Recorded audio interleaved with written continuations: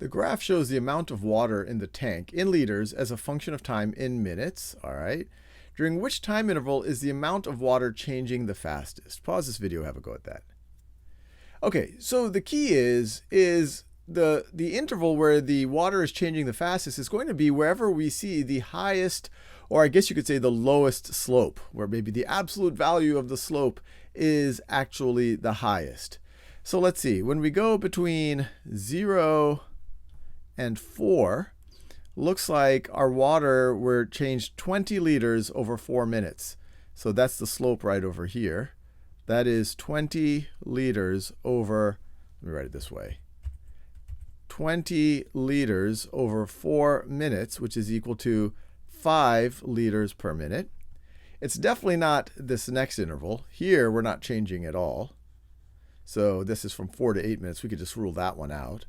Now, this next interval is an interesting one, because here we're going from, it looks like roughly 8 minutes to, or from 8 minutes to 12 minutes. So once again, this is a 4-minute change that is happening here.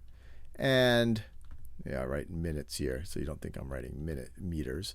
And then let's see what the change in liters is. The change in liters over that same time is we went from 20 to 52. So that's 32 liters.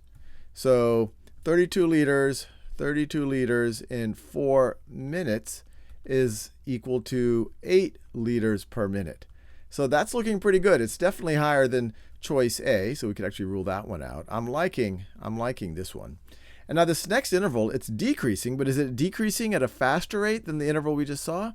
Well, we can clearly see that it's not, because if you wait another 4 minutes, we didn't get back to where we were before. We definitely decreased at a reasonable rate, but if we decreased at the same rate, we would have gotten down to here. If we decreased at even a higher rate, we would have gone down even more. So we could rule this one out as well, and I like choice C.